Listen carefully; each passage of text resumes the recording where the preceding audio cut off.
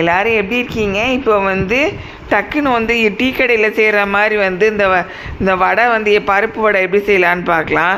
அதுக்கு மெஷரிங் கப்பில் 1.5 கப்பு கடலைப்பருப்பு எடுத்துக்கோங்க. அதை எடுத்து ஒரு கிண்ணத்தில் போட்டுட்டு அதை நல்லா கழுவிட்டு அதுக்கப்புறம் அதை நல்ல தண்ணி எடுத்து அதில் ஊற்றி ஒரு மணி நேரம் அதை ஊற வச்சுருங்க. அதுக்கப்புறம் அது தண்ணியிலேருந்து அந்த இதை எடுத்து மிக்ஸி ஜாரில் போட்டுருங்க. அப்புறம் வெங்காயம் சின்ன வெங்காயம் ஒரு 20 வெங்காயம் எடுத்துக்கோங்க. பெரிய வெங்காயம் 1 எடுத்துக்கோங்க. ஒரு 3 பச்சை மிளகாய், ஒரு 2 பூண்டு, இஞ்சி ஒரு துண்டு எடுத்துக்கோங்க. எல்லாத்தையும் வெட்டி வச்சுக்கோங்க. பச்சை மிளகாய் 3 எடுத்துக்கோங்க. உப்பு 1 டேபிள் ஸ்பூன் எடுத்துக்கோங்க. உங்களுக்கு உப்பு எவ்வளோ தேவையோ அது அந்தளவுக்கு போட்டுக்கோங்க. அதுக்கப்புறம் எல்லாத்தையும் அரைச்சி எடுத்ததை மிக்சியில் அரைச்சி கடலைப்பருப்பை அரைச்சி எடுத்துக்கோங்க. அதில் உப்பு அதிலே போட்டுருங்க. அப்படின்னா தான் உப்பு எல்லா பக்கத்துலேயும் பரவும்.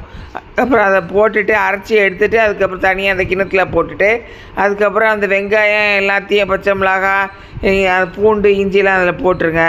எல்லாத்தையும் வெட்டி வச்சு அதை எல்லாத்தையும் எடுத்து போட்டுருங்க. அப்புறம் இந்த மாதிரி உருண்டை பிடிச்சி ஒரு தட்டில் வச்சுக்கோங்க.